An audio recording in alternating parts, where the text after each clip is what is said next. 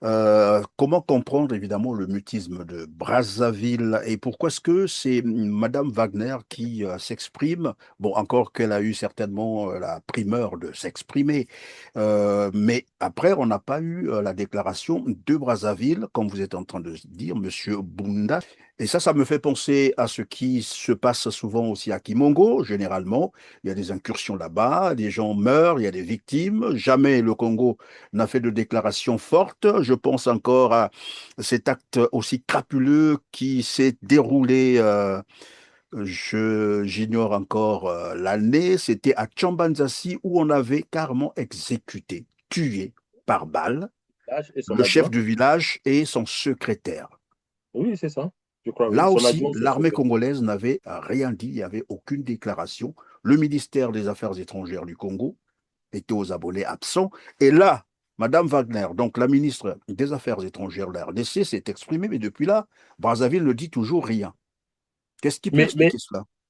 déjà, regardez même, hein, arrêt sur image. Pourquoi, pendant toute la prise de parole de Madame Wagner, c'est elle qui est filmée, on n'a jamais filmé le ministre des Affaires étrangères à côté. On n'a jamais vu sa tête. Plus de 2 minutes de caméra braquée sur Madame Wagner et pas sur. Moi, j'aurais aimé voir euh, le visage. Est-ce que M. Bunda a un visage, M. Constant Serge Bunda, face à Mme Thérèse Kayikwamba Wagner, est-ce qu'il avait un visage de gravité, question de renvoyer le fait que ce n'est pas un acte acceptable. On ne touche pas à la souveraineté nationale. Deux actes montrent qu'on a touché à notre souveraineté nationale. C'est-à-dire, un, le fait que des militaires étrangers traversent la frontière. Deux, qu'ils assassinent nos militaires. Ce sont deux actes graves.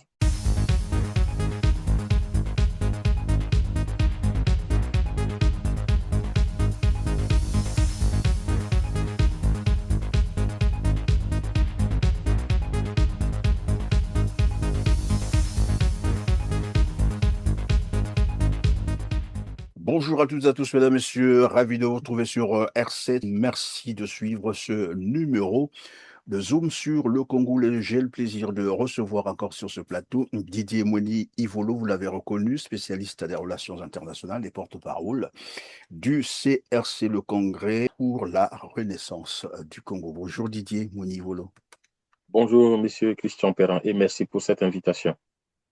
Merci de nous rejoindre pour analyser la situation tragique survenue à Makoti-Poko hier, 26 août 2026. Des prises d'otages et des pertes en vies humaines ont été rapportées à Makoti-Poko, dans le département de Kéni-Alima, après une incursion des forces militaires de la République démocratique du Congo. Les membres de la marine, de la gendarmerie du Congo-Brazzaville, en mission de surveillance à Makoti-Poko, ont été capturés par la marine de la République démocratique du Congo et conduit de force à Yumbi sur la rive gauche du fleuve Congo. C'était hier, mercredi 26 août 2026. Simple incident ou acte prémédité, Didier Monivolo?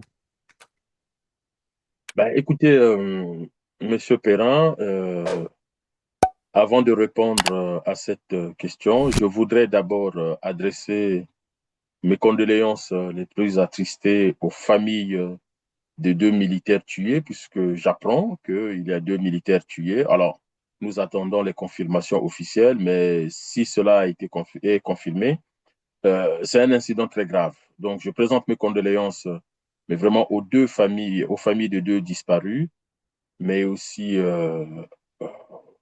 à nos Il y a aussi militaires des blessés, voilà, qui, et qui sont évidemment, capturés. Ouais. qui perdent deux camarades, deux compagnons d'armes chargés de la sécurité de notre territoire, mais aussi mes pensées vont à l'endroit des blessés à qui j'adresse mes encouragements pour être, en tout cas pour le rétablissement et surtout, voilà, j'espère que toute la lumière sera faite sur cette histoire.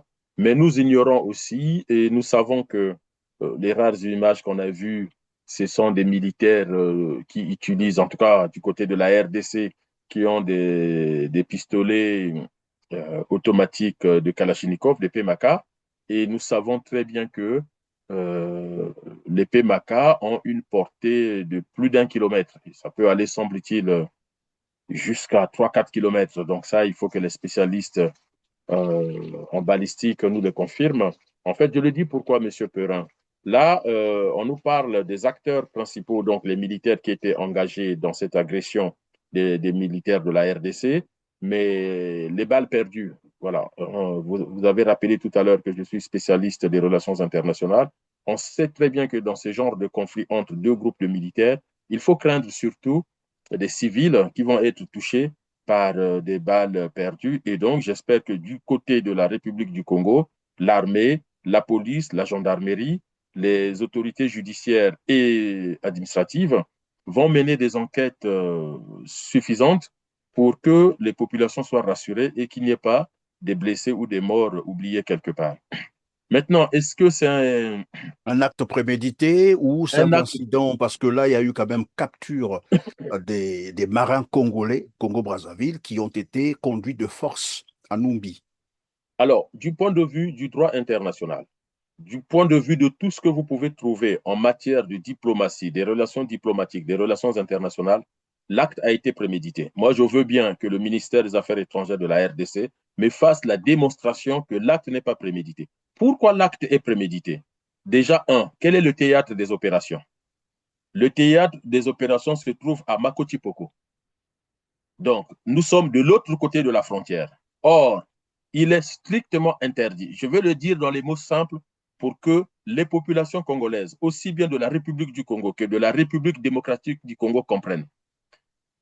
Il est strictement interdit aux militaires de traverser la frontière. Il est strictement interdit.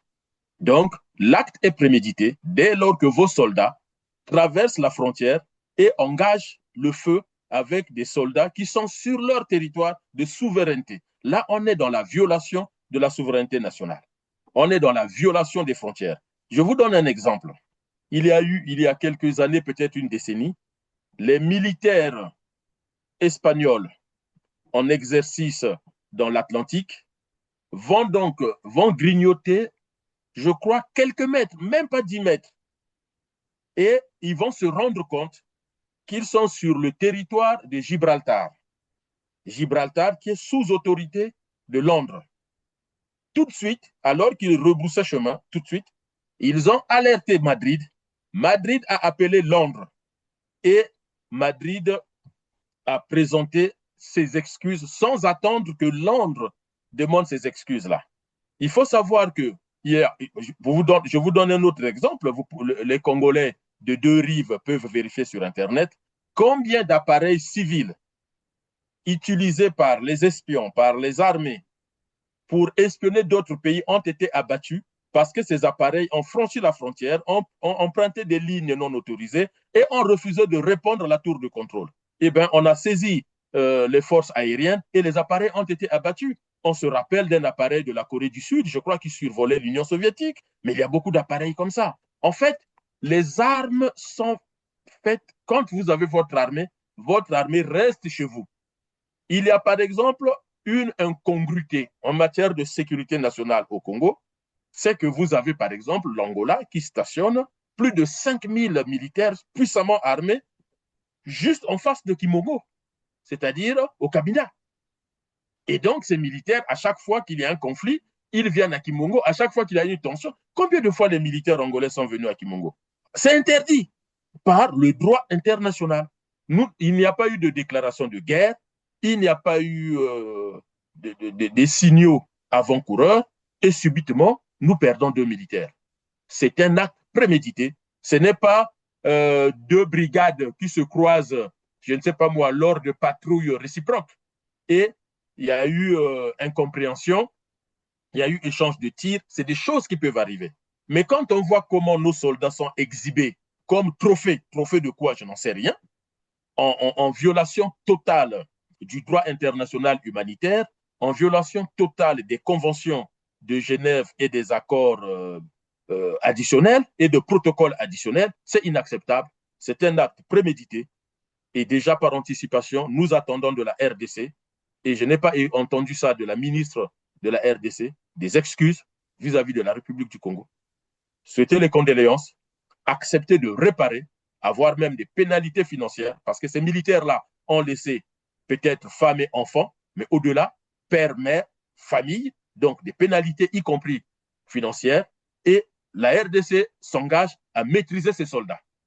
Monsieur Perrin, Ok, ça merci fait comme... Didier Monivolo. Pardon, tout à l'heure nous allons écouter Thérèse Wagner, dont la ministre des Affaires étrangères de la République démocratique du Congo. Mais avant, vous disiez que cela est interdit par le droit international. En fait, c'est une violation du droit international et des soldats d'un pays voisin qui traversent vers un pays voilà, frontalier avec des armes en tenue militaire avec les armes qui viennent, qui s'échangent les tirs d'ailleurs, au point de prendre en otage les soldats du pays voisin et les emmener, vous avez dit tout à l'heure, en train de les humilier et puis filmer, balancer sur les réseaux sociaux. Est-ce que cela peut s'apparenter à une forme de déclaration de guerre, carrément?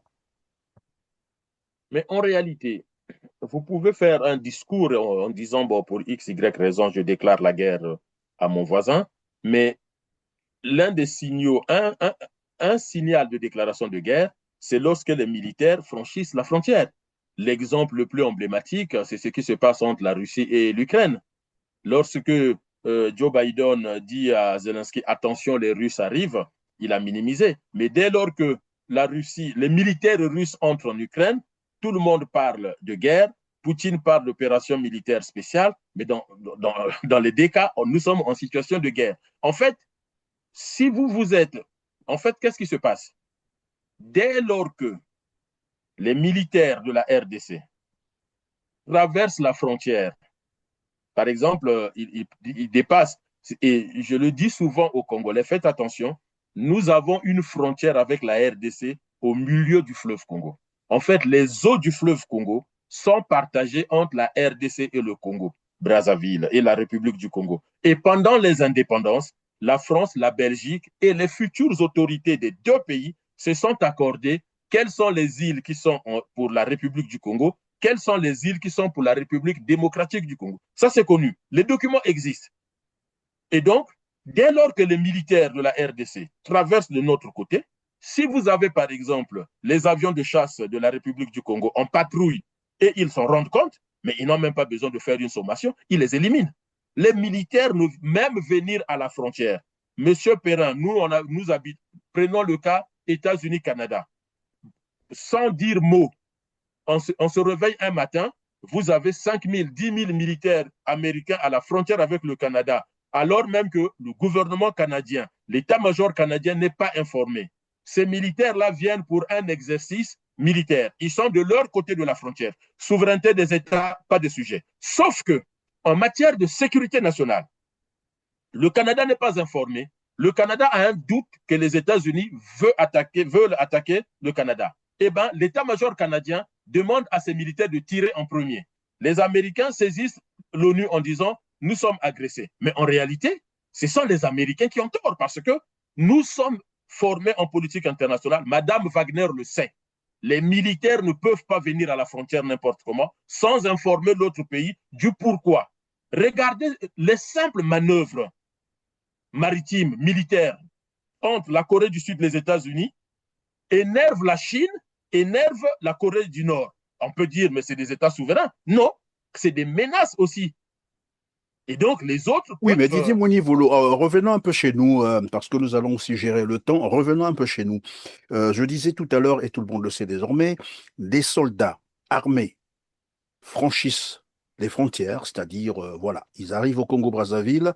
Bon, après là, on se pose tout de même la question, qu'est-ce qu'ils sont allés chercher à Makoti Poko? Là aussi, on apprend que c'est une zone qui est souvent victime, évidemment, de ces incursions à répétition.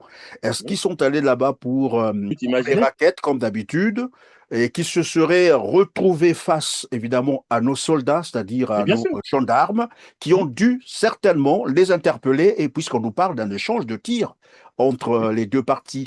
Et à ce moment-là, certainement, puisqu'il y a aussi eu des morts, hein, ça, on le déplore, vous l'avez dit tout à l'heure, du côté, bien sûr, du Congo-Brazzaville, et que ces échanges ont donné lieu, évidemment, à ces victimes Sont-ils allés là-bas? C'est ça ma question, pour être précis.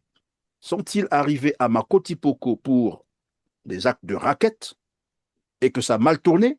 Ou ils y étaient allés intentionnellement pour, évidemment, causer voilà, des actes, comme on a dit tout à l'heure, de déclaration de guerre, parce qu'on a quand même pris les soldats, nos soldats, en otage, qu'ils ont ramenés chez eux en train de les Alors, humilier.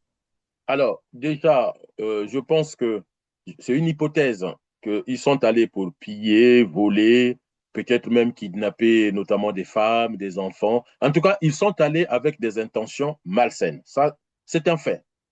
Et le problème, c'est que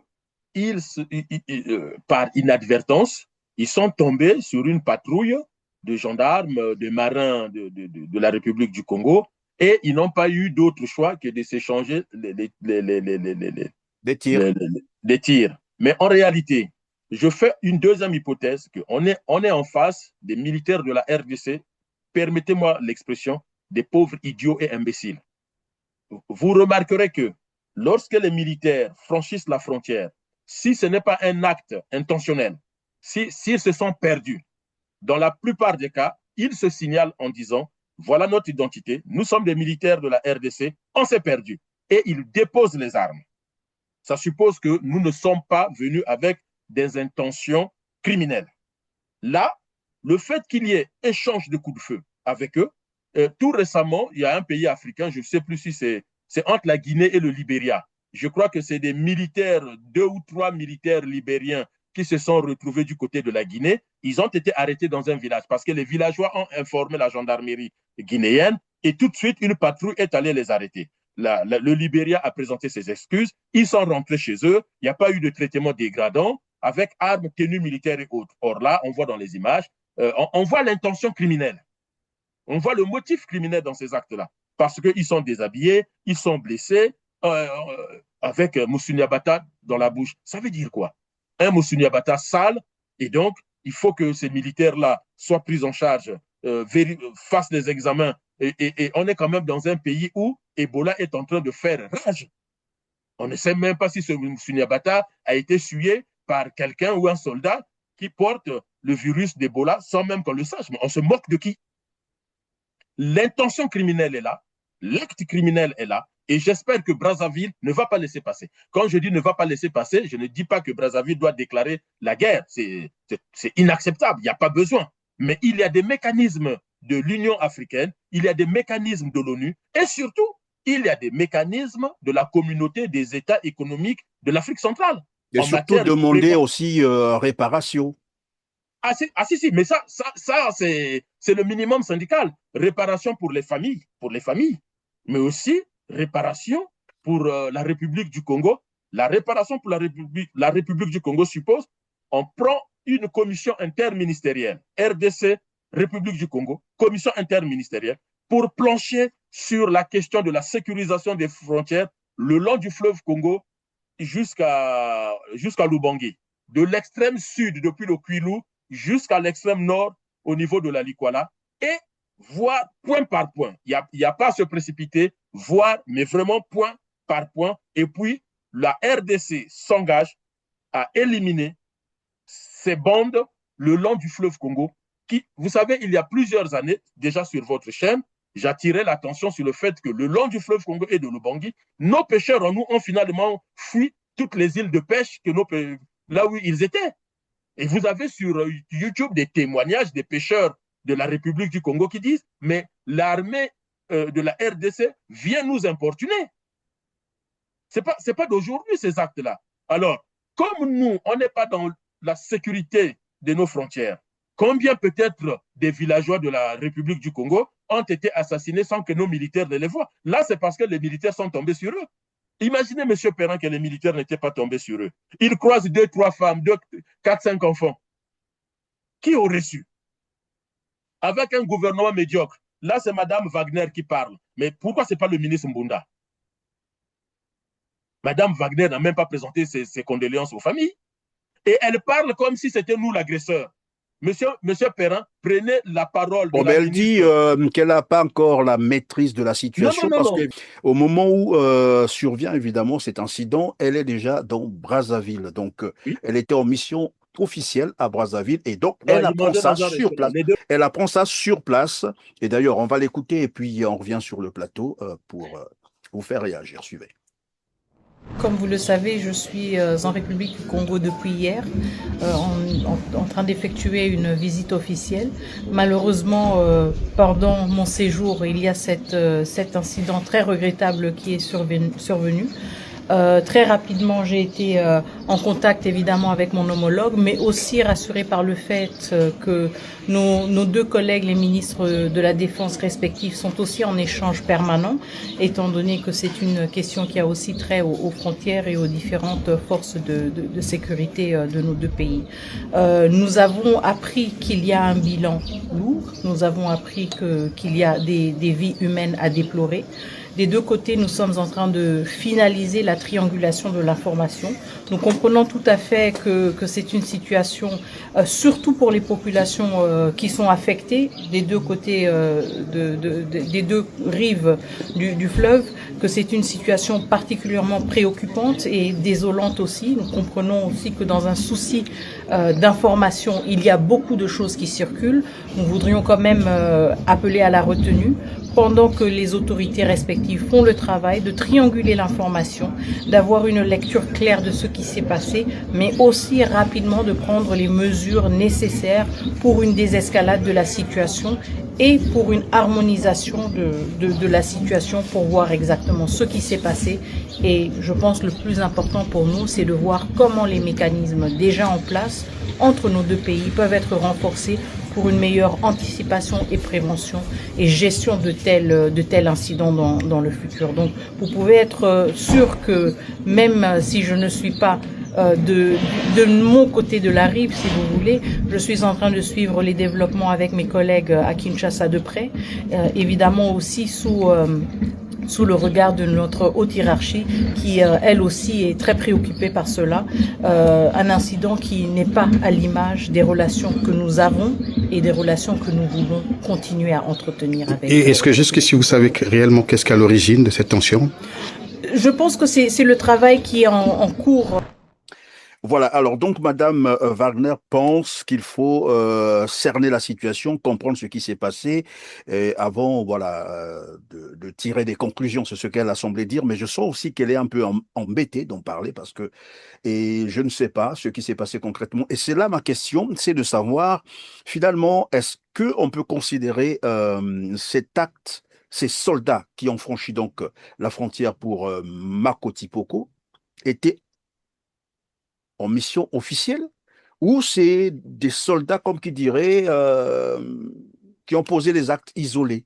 Parce que là, à entendre Madame Wagner, j'ai l'impression que les autorités de Kinshasa n'étaient même pas au courant de cette mission Est-ce que que venaient ces d'accomplir ces autorités-là soldats. contrôlent leurs militaires? Monsieur Perrin, en fait, on n'est pas en train de parler de l'immigration illégale. On n'est pas en train de parler des étudiants qui ont pris le visa, qui sont partis. On parle là de l'armée, l'institution militaire. Ce n'est pas n'importe quoi. On ne peut pas poser la question de est-ce que ces militaires. En fait, le sujet, c'est est-ce que Mme Wagner, est-ce que Félix Tshisekedi contrôle ces militaires? Écoutez, M. Perrin, je vais être simple. Kinshasa ne peut pas se plaindre de la présence des Rwandais à Goma.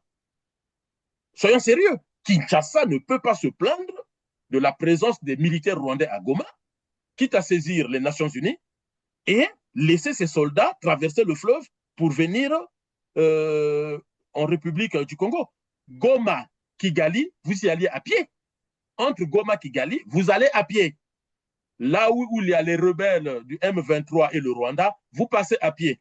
Entre les deux pays, la RDC et la République du Congo, pour arriver à Makoti Poko, ils ont traversé le fleuve Congo, le fleuve le plus puissant après l'Amazone, avec 40 000 à 80 000 mètres cubes d'eau drainée par seconde. Ça suppose que même le meilleur nageur, il ne peut pas traverser à la nage. Il faut donc des moyens motorisés, par le matériel, en tout cas le matériel des marins. Donc, ils ont pris la décision de monter dans des bateaux, ou dans des hors-bords, de les démarrer et de foncer sur le Makoti Poko, de descendre et de changer les tirs avec nos militaires.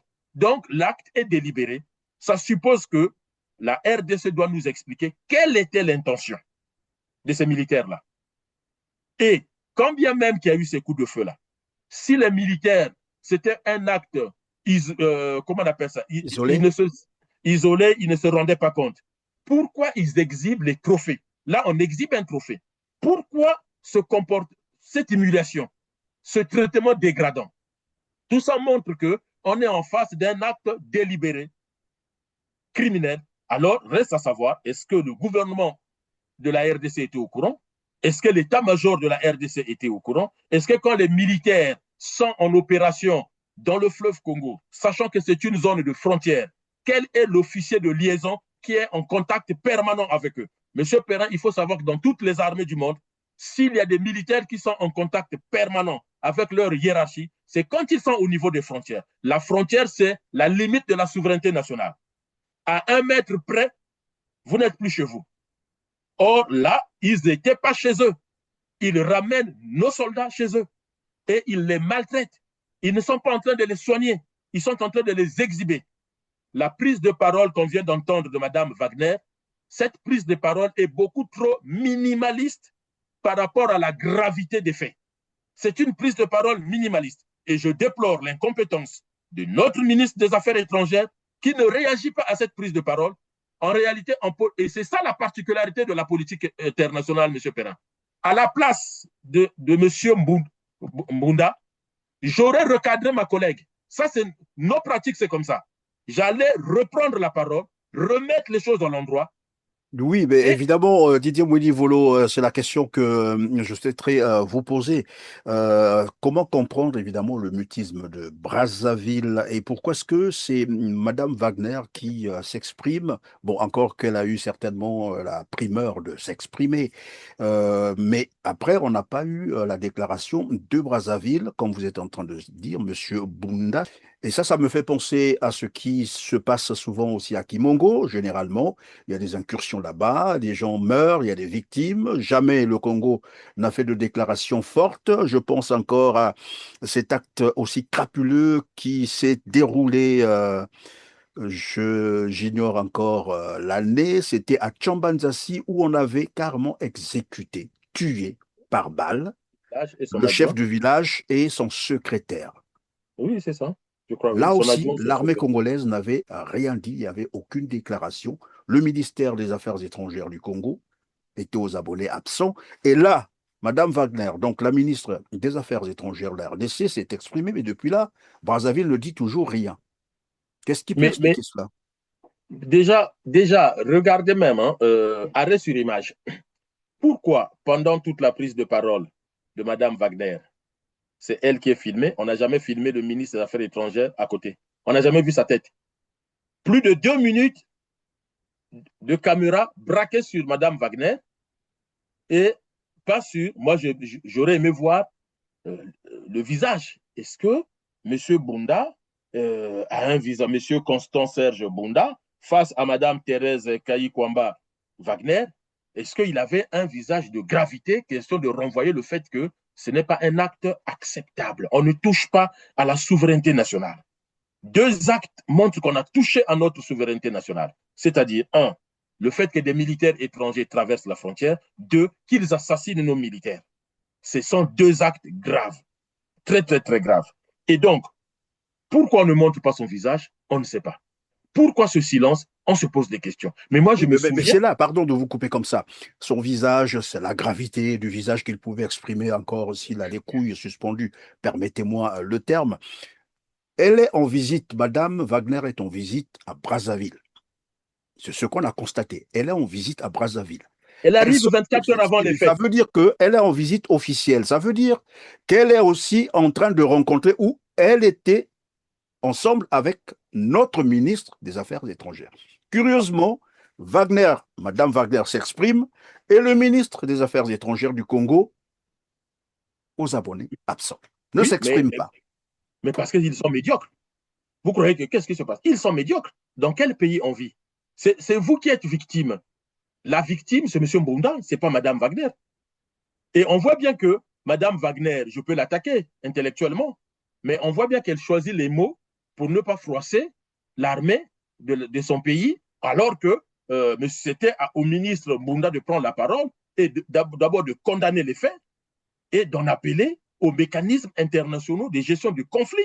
Il regardait au niveau de l'ONU, regardait au niveau de la CEAC, regardait au niveau de l'Union européenne, en disant, et puis surtout qu'il promet aux familles protection par rapport à cette, et que toute la clarté soit faite. Toute la clarté soit faite. Moi, je demande même que la Commission défense et sécurité de l'Assemblée nationale se réunisse rapidement et convoque tous les ministres concernés, ministre de l'Intérieur, ministre des Affaires étrangères, ministre de la Défense, le minimum, et aussi les responsables des services de sécurité, le chef d'état-major, le directeur général de la police, le directeur général de la centrale intelligence. Un conseil de haut commandement ou et cabinet de M. guerre. Okemba doit convoquer d'urgence le Conseil de sécurité nationale. Denis Sassou Nguesso doit interrompre rapidement ses congés. C'est ce qu'on appelle gouverner un État. Je suis désolé. Mais si Sassou n'interrompt pas ses congés, qu'est-ce qu'on fait? Quand c'est comme ça, dans tous les pays du monde, Tshisekedi était à l'ONU, il y a eu des incidents à Goma, il est rentré immédiatement. Et on va voir si Sassou Nguesso va interrompre. Non, il est en train de prendre ses soins, il ne va pas interrompre les. Faut surtout voilà pas le compter minimum sur qu'il lui. faut faire. Et curieusement, toute personne, et d'ailleurs, ça s'est passé hier, aujourd'hui, ni l'état-major, bon, l'état-major peut-être pas, mais au moins le ministre de la Défense et le ministre de la Défense et son homologue de l'Intérieur, est-ce qu'ils ont envoyé des patrouilles le long du fleuve? Vous verrouillez le fleuve, vous fermez la frontière. C'est-à-dire plus de contact entre Brazzaville et Kinshasa jusqu'à ce qu'on trouve la solution. Et on demande à ce que ce crime soit, ces morts soient qualifiés de crimes de guerre et que les militaires soient traduits devant la justice. Et les militaires qu'on voit dans la vidéo, qui sont en train de maltraiter le Congo, Brazzaville, la République du Congo, doit s'assurer que ces militaires-là seront jugés et sanctionnés comme il se doit. Brazzaville peut faire pression pour que les militaires à l'origine de cet acte, radiés de l'armée, de la R, ça c'est le rôle de Brazzaville. Mais regardez, notre ministre n'est même pas capable de prendre la parole, mais il y sort d'où? Monsieur Perrin, ne sous-estimez pas le travail que fait le CRC. Nous savons comment gérer ce pays-là. Sassou peut partir aujourd'hui. Sassou peut partir aujourd'hui sur tous les points.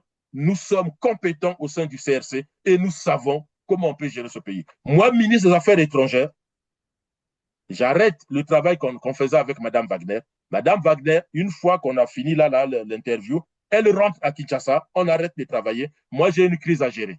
J'ai une population en insécurité le long du fleuve Congo et de l'Ubangi. Il faut que je voie avec mes collègues de la défense, de l'intérieur, avec les services compétents en sécurité. Comment se fait-il qu'on n'a pas vu arriver ces gens-là? Donc, à compter d'aujourd'hui, qu'est-ce que nous mettons le long du fleuve Congo? Rappelez-vous quand on a parlé de Maluku, la dernière fois, il n'y a même pas un mois, qu'est-ce que je vous ai dit? On ne cède pas aux étrangers les zones de frontières. Vous mettez en danger votre sécurité nationale. Et là, nous avons des Congolais de RDC qui ont quitté chez eux jusque chez nous. Comment on ne les a pas repérés? Eh bien, question, comment notre service de sécurité repère tous ceux qui quittent la RDC pour le Congo, le long du fleuve Congo jusqu'à l'Ubangi? Et ce qui est grave, ils arrivent à franchir la frontière, à échanger les tirs, tuer et capturer des soldats congolais de Brazzaville, les amener chez eux. Et personne n'a rien vu. Et nous, Brazzaville, on n'a pas vu. Et donc il faut mettre en place donc la commission sécurité et défense de l'Assemblée nationale et du Sénat doivent auditionner le ministre de l'Intérieur, le ministre de la Défense, pour qu'ils s'expliquent comment ils sécurisent les populations le long du fleuve. Il y a les populations, mais surtout nos bateaux. Monsieur Perrin, imaginez que ces gens-là, ces voyous, avaient attaqué une pirogue dans le fleuve.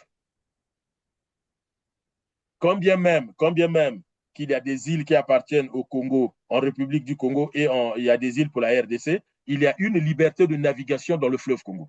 Donc, ni la République du Congo, ni la RDC, aucun des pays ne peut entraver la liberté de navigation. Mais imaginez que c'est nos bateaux qui naviguent et de ce côté-là, il y a un banc de sable, donc il faut passer légèrement du côté RDC. Et que ces militaires-là viennent les agresser, les emmènent, nous, on ne sait même pas. Mais tout ça, c'est des garanties qu'on doit avoir vis-à-vis de ces voyous, soldats de la RDC qui font n'importe quoi. Et Tshisekedi doit nous donner des gages comme quoi il contrôle ces militaires. Et puis, M. Perrin, comment se fait-il que la première ministre de la RDC a dansé au mariage de Claudia Sassou avec Denis Sassou Nguesso? Tshisekedi a été invité au mariage du fils Bongo, et les deux n'informent pas à Brazzaville que voilà un incident qui vient de se passer. Vous savez comment les Congolais ont été informés? Par les publications sur Facebook. Vous imaginez? Ce sont les populations qui donnent une alerte sur Facebook alors que ce sont les militaires congolais qui ont été tués, kidnappés et pris en otage. Ça, c'est une prise d'otage. Parce qu'il n'y a pas un juge RDC qui a délivré un mandat d'arrêt, qui a pris une décision de mise en détention provisoire ou de mise en garde à vue. Sous quel régime judiciaire les militaires de la RDC ont amené nos soldats là-bas? C'est du kidnapping. Oui, mais lorsqu'on suit Mme Wagner, donc la ministre des Affaires étrangères de la RDC, et c'est ce qu'elle a d'ailleurs déclaré, que ces actes sont incompatibles aux relations qu'entretiennent le Congo-Brazzaville et le Congo-Kinshasa. Une façon de Mais dire que... n'importe quel pays. Dans la Manche, les militaires français ne vont pas capturer les militaires anglais ou vice-versa. Dans n'importe quel pays, vous n'avez aucun droit de passer la frontière. Voilà. Ça, c'est le BABA. Est-ce qu'on peut penser que Brazzaville peut exiger l'extradition de ces soldats auteurs de ces actes pour les Dans la juger? procédure, oui, Brazzaville doit demander l'extradition puisque les faits ont eu lieu en République du Congo. Donc, c'est le procureur militaire au Congo, donc, ou le procureur civil qui est compétent. Maintenant, les ententes, les accords entre les deux pays vont dire, écoutez, nous, on ne peut pas les extrader, c'est une honte ici. Ça, je conçois. Notre célèbre André Okongakala. Voilà, mais dans ce cas, Brazzaville au moins s'assure que ces militaires seront radiés de l'armée, ils ne méritent pas de porter la tenue militaire et que Brazzaville s'assure que ces militaires seront sanctionnés, ils iront en prison et autres. Vous savez, il y a des prisonniers, par exemple, auteurs des attentats et autres, on ne peut pas les libérer sans informer les pays victimes. Mais même dans le cas, par exemple, des assassinats, lorsqu'on va libérer le criminel, il faut informer la famille victime. Et parfois, la famille victime peut s'opposer à cette libération. Donc, il y a des procédures à faire. Et moi, tout ce que j'attends du gouvernement congolais, malgré leur médiocrité, c'est, en fait, M. Perrin, je pense à deux personnes. C'est les familles des victimes, les familles des blessés, mais aussi la population dans son ensemble. Et donc, même si le gouvernement est médiocre, au moins, il y a besoin de rassurer la population et de renvoyer que ce genre de choses ne vont pas se répéter. Et le Congo doit donc travailler au niveau de la sous-région avec tous les pays frontaliers pour que cela ne se répète pas. Je vous prends un exemple, ce n'était pas criminel, mais là, c'est pareil. Des gendarmes gabonais qui ramassent une trentaine ou une quarantaine de Congolais, soi-disant sans papier au Gabon, qui viennent les jeter vers Divenier ou vers Nyanga, et ils rentrent chez eux. Ils n'ont jamais été inquiétés par l'armée congolaise. Mais il y a de quoi se poser la question, comment on surveille nos frontières? Le rôle de l'armée, c'est de sécuriser les frontières, point. Mais tu te souviens de Zubadama, l'ancien président de l'Assemblée nationale du Gabon, qui est passé avec 1 milliard en venant de Yo, il a passé du Congo, en partant du Congo vers le Gabon. Ben, les Congolais n'ont rien vu. Gabonais qui l'arrêtent. Les frontières sont poreuses au niveau du Congo. C'est au niveau du Gabon que le monsieur avait été interpellé. En fait, tout ça, je rappelle cela pour essayer de comprendre avec vous, mais qu'est-ce qui se passe concrètement au niveau de la sécurisation des frontières du Congo? Parce que nous parlions ici des hôpitaux qui ne fonctionnent plus, qui sont en grève, donc faillite totale. L'enseignement, on a parlé de cet examen de BEPC, des élèves qui attendent encore, je ne sais pas s'ils ont déjà trouvé une solution. Nous parlons ici des fonctionnaires qui ne sont pas payés. On comprend très bien que finalement, plus rien ne marche au Congo. Et là, maintenant, c'est la sécurité des frontières. Ah non, il y a une chose qui marche très bien au Congo. C'est quoi? L'assassinat des bébés noirs. Ah, ça marche très bien. La DGSP, assassiner les bébés noirs, ça, c'est le top du top. Attention, il y a quand même des choses qui marchent au Congo. L'assassinat des bébés noirs, ça marche, c'est top. Piller les finances de la République pour permettre aux familles des dignitaires congolais d'aller en vacances en Miami, de s'acheter les maisons en Europe, les biens mal acquis, tout ça, ça fonctionne très Et bien. des chiens Non, qui ne prennent que de l'eau minérale, oui. voilà. Non, qu'est-ce que je veux dire par là? Je vous rejoins, M. Perrin, il n'y a pas d'inquiétude là-dessus. En fait, c'est ce que nous n'arrêtons pas à expliquer au niveau du Congrès pour la Renaissance du Congo. C'est-à-dire que tout ce que vous dites là, l'éducation nationale, la santé, la sécurisation des frontières, ça ne peut marcher que si vous commencez par sécuriser l'élément principal des gestions des États, les finances publiques. On y revient. Parce que c'est en sécurisant les finances publiques que vous allez utiliser l'argent public pour ce travail-là. Mais si l'argent public est capté par les dirigeants pour leur train de vue personnel, évidemment, parce que la sécurité nationale, ça coûte cher. La surveillance des frontières, ça coûte cher. Or, on ne peut pas à la fois avoir le train de vie de Denis Sassou Nguesso et financer l'éducation, la santé, l'emploi, la consommation et la sécurité nationale. Ce n'est pas possible. En Donc, le fait, choix l'argent qui allait servir à l'amélioration des conditions de vie des Congolais est détourné. Alors, tout à l'heure, vous parliez de la DGSP. Bon, vous voyez un peu que on revient là-dessus parce que nous avons une armée, pas seulement la DGSP. Vous vous rappelez ce qui s'est passé dans le département du Poul. Donc, on a une armée qui ne s'exprime que sur des civils inoffensifs.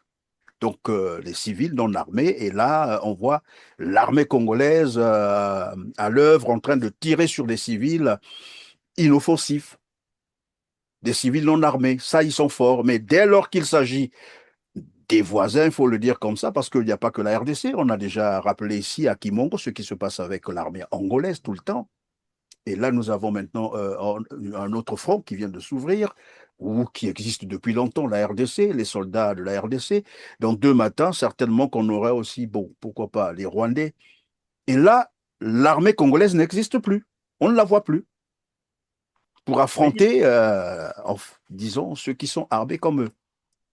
il appartient au ministère de la Défense de venir devant la représentation nationale, mais déjà, j'ai envie de dire, vos collègues de Tcheleka Média peuvent inviter le ministre de la Défense pour qu'il explique quelle est la mission donnée à l'armée nationale et quels sont les moyens qu'on donne à notre armée. On parle du fleuve Congo, mais je vous ai dit, même si ce n'était pas pour des projets menaçants pour le Congo, les gendarmes gabonais, pas une fois, hein, plusieurs fois, les gendarmes gabonais ramassaient des Congolais entre griffes sans papier. Nous, on va ouvrir les frontières le 1er janvier, mais plusieurs fois, on a ramassé des Congolais pour les jeter dans des villages du Niari, en disant, vous n'êtes pas, vous n'en avez. Or, le fait que les gendarmes, même si c'est cette opération-là, traversent la frontière, c'est un acte de guerre. Ces gendarmes auraient dû être arrêtés par l'armée congolaise ou la gendarmerie congolaise, parce qu'ils n'ont pas à traverser la frontière. Mais